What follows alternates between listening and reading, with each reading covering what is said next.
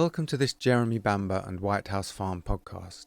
This episode has an accompanying PDF with a map of the house that you can download from our website at www.jeremy-bamber.co.uk. This week we feature two of the alibis which prove that Jeremy Bamber was not responsible for the tragic events at White House Farm on the 7th of August 1985.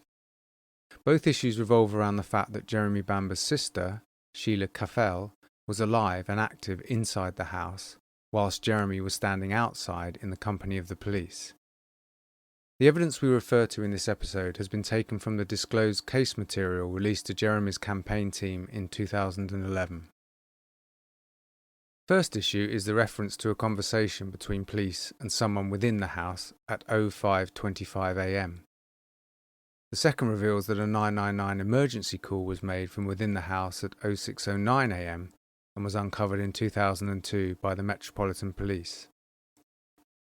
Several police officers who attended the scene were tasked with making handwritten logs, which recorded who was arriving and leaving the scene and at what times.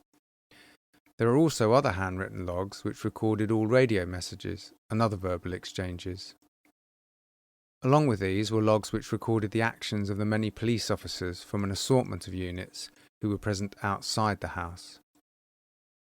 One entry on a log, timed at 5:25 a.m, records that 05:25 firearms team are in conversation with a person from inside the farm.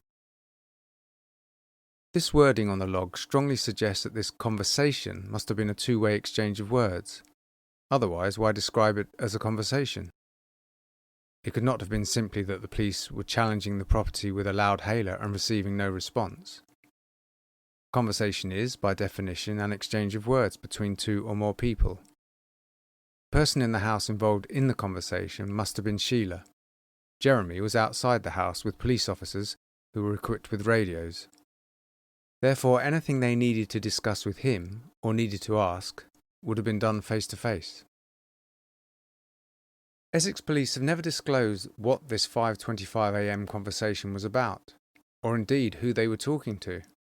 In fact, they emphatically deny that this conversation ever happened, and yet it is recorded on the radio log which clearly states the time. They claim that the wording "in conversation with a person from inside the farm" is a reference to police officers speaking with Jeremy because it says inside the farm and not inside the house.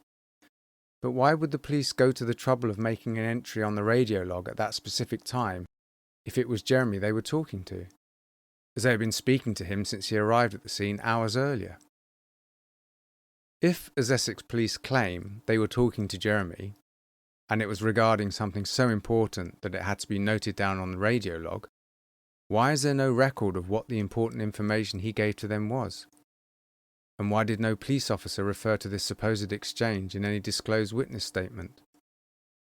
They could have referred to Jeremy by name, so why didn't they? In all other messages or references to Jeremy throughout the incident, he was always referred to as Mr. Bamber, or the son.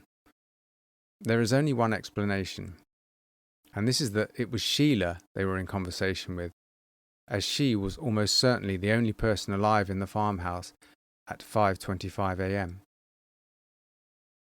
In 2004, Jeremy's legal team submitted this issue to the Criminal Cases Review Commission. The defence argued that this was the most powerful evidence that either A, the real perpetrator was still inside the house, or B, someone from the family was still alive, and that any such hypothesis would be exculpatory evidence on the applicant, Jeremy Bamber, and should have been disclosed pre-trial. The commissioners at the CCRC who looked at this issue stated that the radio log was not the most reliable documents to base a decision on. Instead, they turned to unsigned and altered witness statements made by officers who had been involved at the scene. The CCRC advised the defence that they had conducted interviews with Police Sergeant Christopher Buse and Police Sergeant Douglas John Adams and asked them directly if they had any knowledge of contact being made with someone inside the house. In April 2004, the defence contacted the trial judge, Justice Drake, who had recently given a TV interview about Jeremy's case. They set out that prior to and at the trial, they had not seen the radio log which contained the entry regarding the conversation with someone inside the house. the judge was asked if he had any recollection of this document. Justice Drake responded on the 21st of April 2004 and said that he had no recollection of the radio log, but he believed the reference "inside the farm" could have referred to anywhere within the boundaries of the farm and not specifically from inside the house. The defence responded to Justice Drake to thank him, but also to raise two issues. Firstly, that the farmhouse was always referred to as White House Farm, and provided the example of an Ordnance Survey map with the name White House Farm by the house.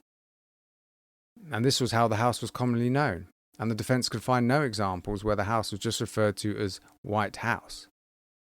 Therefore, the reference to "inside the farm" referred to the farmhouse and not the extended area. Secondly, the defence advised Justice Drake that Essex Police claimed the radio log was part of Exhibit 29 at the trial.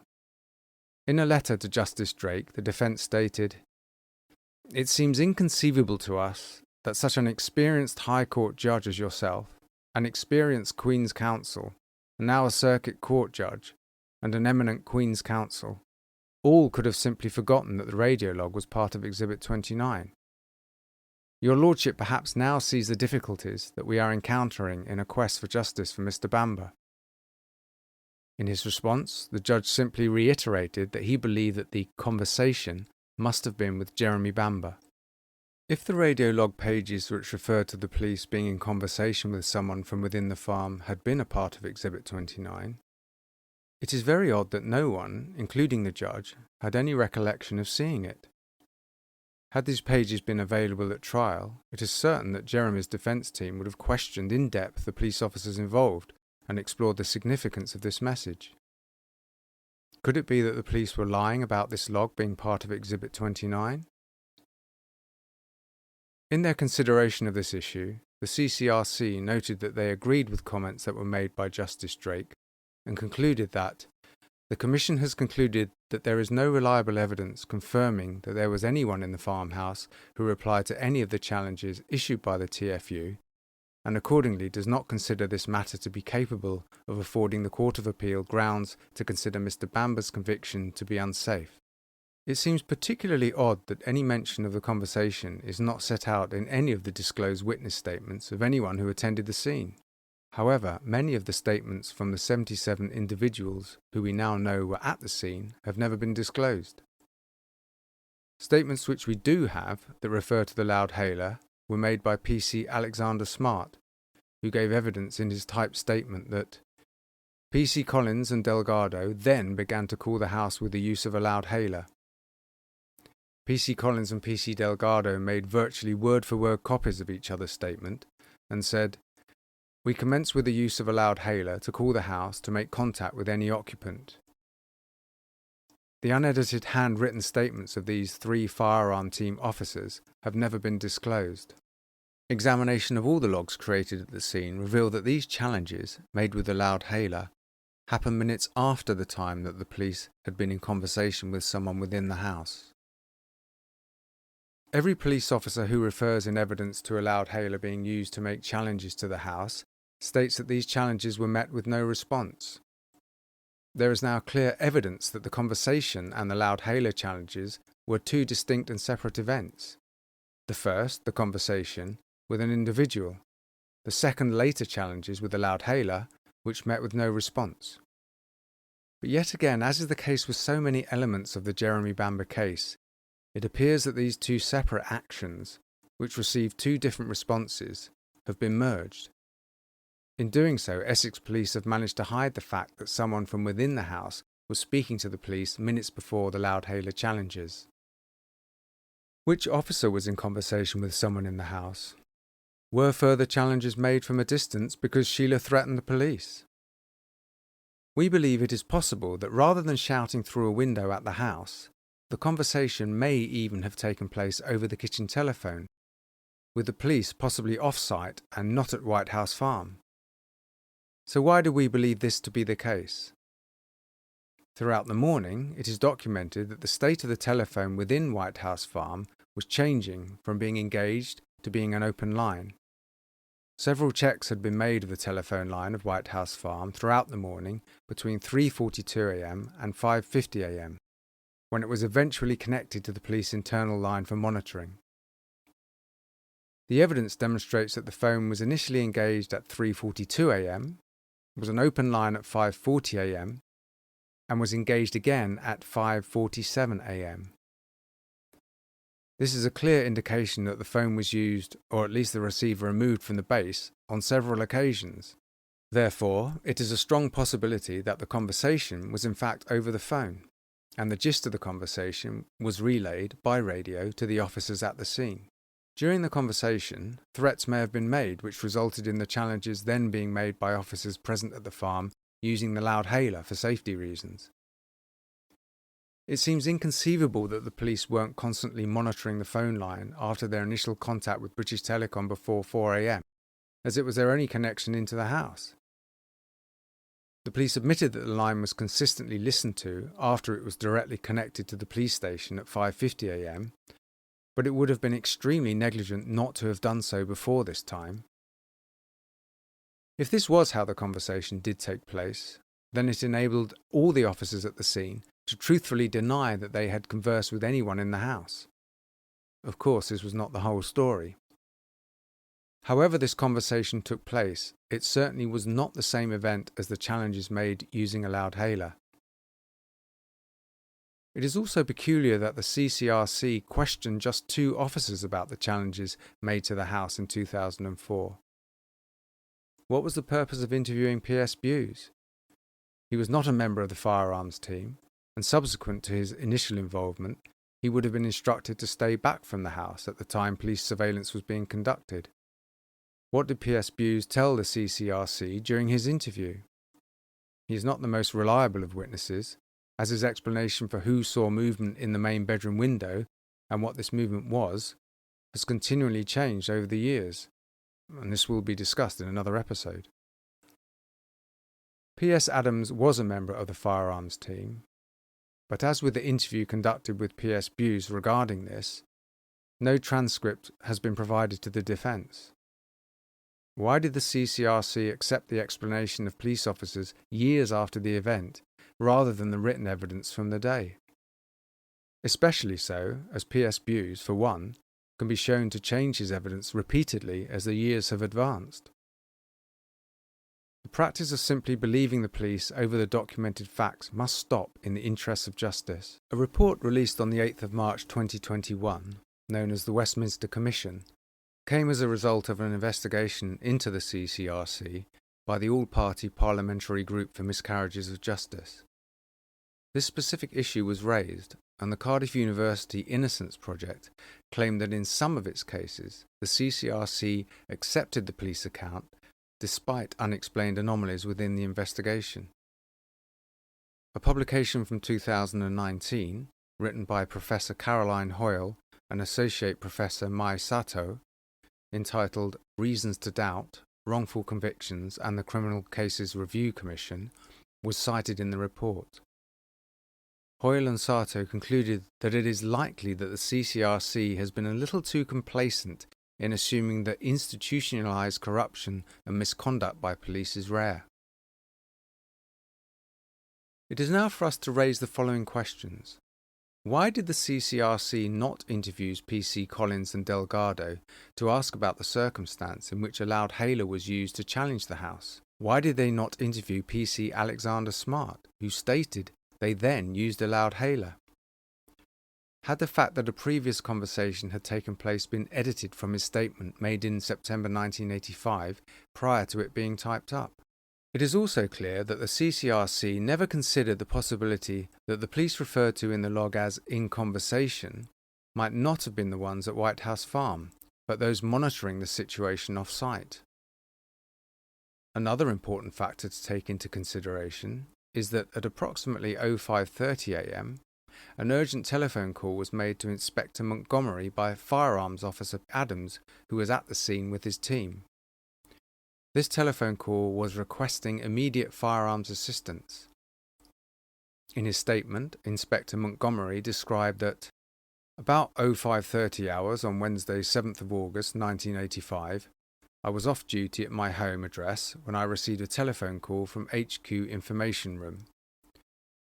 This was to the effect that a firearms incident was at present in progress at a farm in Tolshunt, Darcy. Adams was already in attendance with a team of officers, but requested my attendance with a team to support him as there was a likelihood of a siege situation. I immediately contacted AOS Rosger at his home address, informing him to call out his section and report to headquarters immediately. I then telephoned APS Woodcock and APS Manners, and also instructed them to do likewise. I then went to the force range at headquarters, where I issued firearms to the following officers: APS Woodcock, APS Manners, PC Hall, PC Webb, PC Jeeps, WPS Jeeps, APS Mildenhall, APS Moole, and also drew my own weapon. And further, as APS Rosger and PC Brown had not turned up, I made arrangements for the issue of their weapons and proceeded in crew bus QK23. In her statement, WPS Julia Jeeps stated that she was at home and off duty when at 5:30 a.m. PC Rosger telephoned her requesting her urgent attendance at Essex Police Headquarters. Likewise, PC Hall gave evidence in his statement that about 05:35 a.m. on Wednesday 7th of August 1985, I was off duty at home when I received a phone call requesting my urgent attendance at work.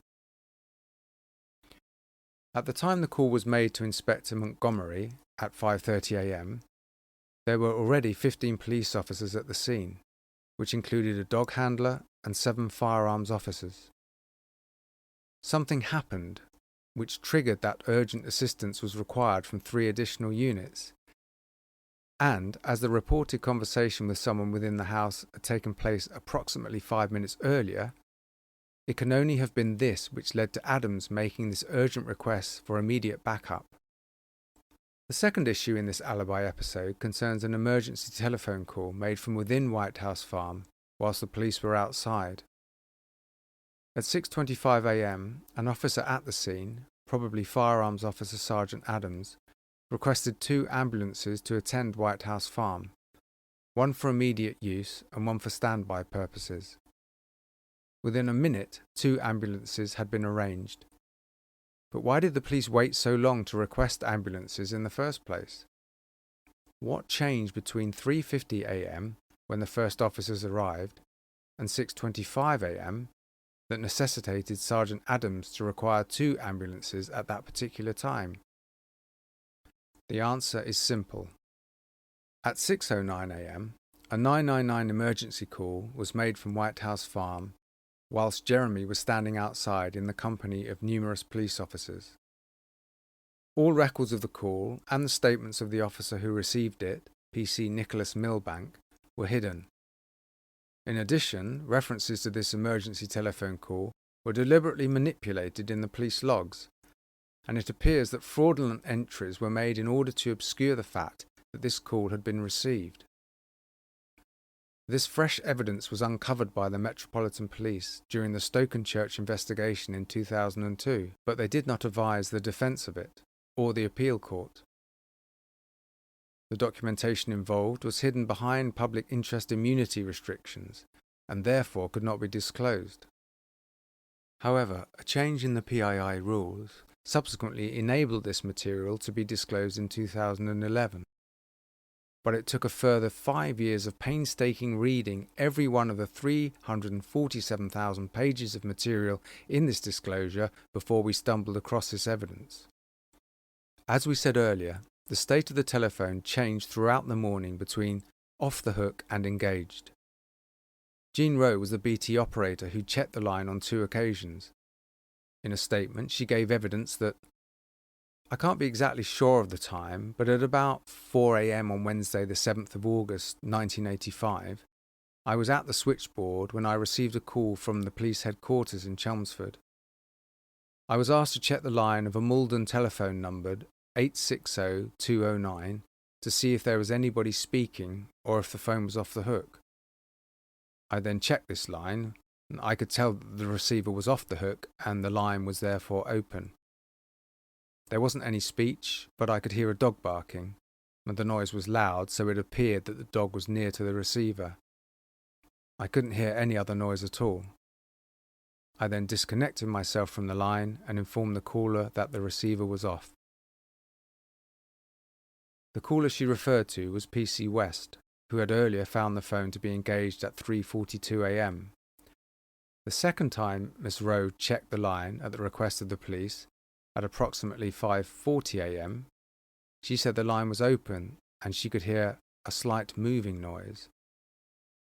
The police logs record that the line was checked again at 5:47 a.m.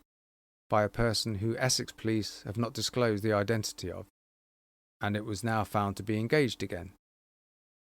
At 5:50 a.m, Jean Rowe was asked to connect the call to the police emergency line, but she was not permitted to do this and gave evidence that at about 5:50 a.m. the same day, the same caller, PC West, came on the phone again and asked if it was possible to put this number through to the police headquarters to enable them to monitor it. I am not allowed to engage the direct emergency police line, so I again checked into this Malden number and then phoned the police headquarters and connected the two, thus enabling the police to listen to the line. However, the evidence shows that just prior to 6:09 a.m, after 90 minutes of the police being able to monitor the line, the receiver must have been replaced. The evidence that a 999 call was made from the house is recorded on a Metropolitan Police High Priority Action Record print, which reads, "Research Stokenchurch for all documentation, including statements, notes, messages and documents that refer to PC Millbank N347, monitoring the 999 call made from White House Farm at 6:09 on the 7th of the 8th 85, and supply copies of the same into the system." This wording is unambiguous and states the 999 call as a fact, giving a precise time for the call. Prior to finding the Stokenchurch Action Record print, it was assumed that an open telephone line from White House Farm was then connected to the police 999 line in order for them to monitor it, as stated on the incident log from the day. But in actual fact, this was not what happened at all, as Jean Rowe clearly stated she was not permitted to do that. In any event, the police were connected to the farm 90 minutes prior to this call being made. The incident log first created by Malcolm Bonnet has several different handwritten entries on it, and is obviously written by more than one relief operator. However, these people have never been named by Essex Police. The entry on the log states, "Open 999 line set up. Direct link to house with phone off hook." The entry at 7:47 states, "Close down 999 open line." What is obvious, and of the utmost importance, is that these entries have not been completed in the same pen or handwriting as other entries, and have been added conveniently to the bottom and top of pages. No statement was made pre-trial by PC Millbank, nor was he asked to give evidence in court about what he had heard when he monitored the 999 call made from the White House Farm. This is highly significant. If PC Millbank had monitored the telephone line for nearly an hour and a half and heard nothing of any significance, surely the police would not have hidden his existence, but instead asked him to produce a witness statement to that effect, as this would have supported the police's case that all occupants of the farm were dead. Had PC Millbank made a witness statement, it is possible that the defence might have asked him about the origins of the telephone monitoring, and it is possible Millbank would have revealed that a call came from within White House Farm via the 999 line. Therefore, it appears that Essex Police attempted to deliberately whitewash PC Millbank's involvement in the case. His importance was only realised on the discovery of the 2002 action report, and the further discovery of a statement PC Millbank wrote in 2002 to the Metropolitan Police. No other documentation has ever been disclosed which states Millbank was involved in the case. Millbank's statement, dated the 18th of July 2002, consists of a single paragraph which concludes with the words, "I wouldn't have thought there would be any records to confirm these events. This is the first time I've been asked about this incident." How can PC Millbank have known there would not be any records to confirm the events? Did he have knowledge that the Essex police destroyed them? PC Milbank was contacted in 2018 by Eric Allison, a Guardian journalist. Did you answer a 999 call from within White House Farm at 6:09 a.m. on the 7th of August 1985? His reply was, if the record says that I did, then that must be the case. As the record does say this, it would appear that PC Milbank was confirming that he did in fact answer a 999 call from inside the White House Farm. The Essex Police Home's computer index also makes 3 separate references to an emergency call, which state, copy of emergency call and log of events dated 7th of the 8th, 85. Copy of computer printouts, re-emergency call. Essex Police message, re-emergency call. Clearly, this evidence of a copy of the emergency call, the computer printout, and the Essex Police message existed. However, it is unknown if the copy of the emergency call is an audio recording. None of these documents or recordings have ever been disclosed to the defence. The really disturbing fact is that not only did Essex Police have knowledge of this 999 call, but so did the Metropolitan Police, and therefore both forces knew that Jeremy had a cast-iron alibi and that there was life within the house at the time he was standing outside in the company of many police officers. Evidence which proves that Jeremy Bamber is innocent, and yet they still remain silent. These are just 2 of the issues which provide Jeremy with alibis. The certainty that someone was alive, conscious, speaking to those outside White House Farm, and active within the farmhouse, when Jeremy had been standing in the company of police officers for over an hour and a half, means that he cannot have been responsible for the murders. Join us in the coming weeks to hear more evidence which Essex Police never thought would be uncovered in our next Alibi episode.